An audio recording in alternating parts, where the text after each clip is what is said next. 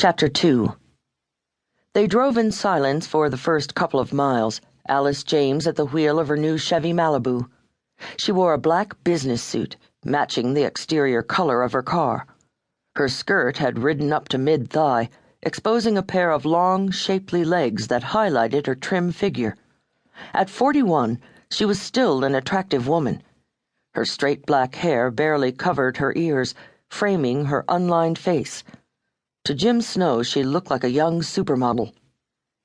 Sitting in the passenger seat, breathing in the scent of fresh new plastic, Snow could feel the fog lifting from his head. "I have to say, I do like your car. I've been thinking of trading in my Sonata and picking up one of these. A lighter color, though. I don't think black is sensible for Las Vegas." "It's my favorite color," Alice said. "It shows I mean business. Besides, these days cars come with air conditioners." She gave him a sidelong glance. "Would you like to stop by your house to change clothes?" He turned his head to her. "You don't like what I'm wearing?" "A t-shirt and blue jeans? Jim, you're 46. Snow smoothed back his thinning hair.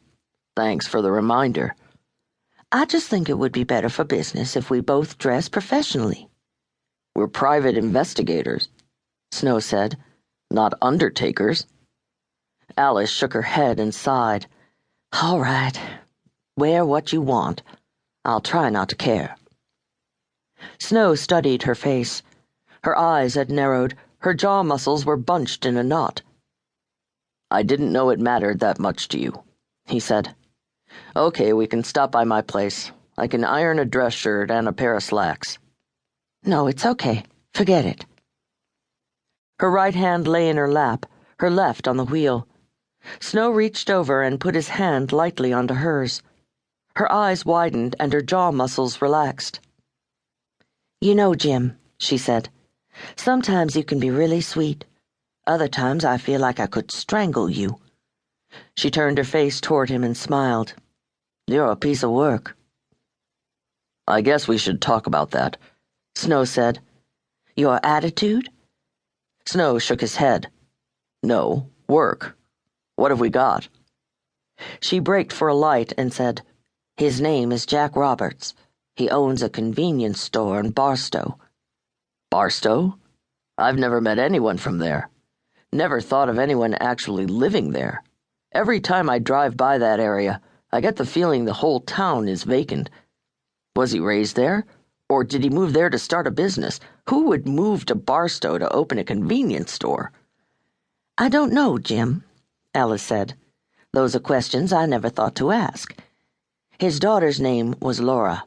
Her body was discovered burning in the desert near Stober Road off of Charleston, east of Red Rock Canyon.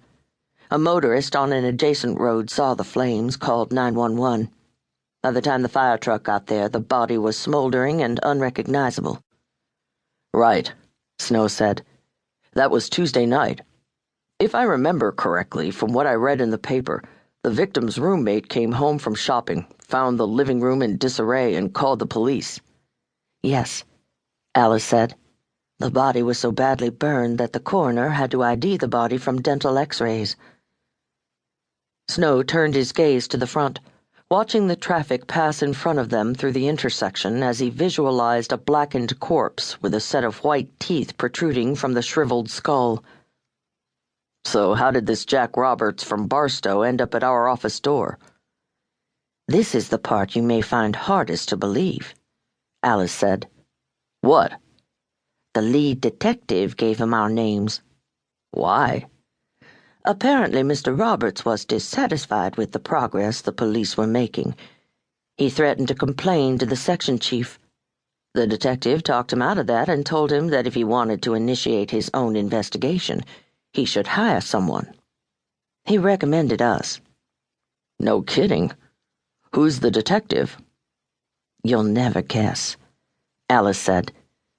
"Give me a hint," Snow said. "Roberts called him a moron." Snow chuckled. "Melvin Harris." He dug into his front jeans pocket and brought out his cell phone. He snapped it open and began to press the buttons.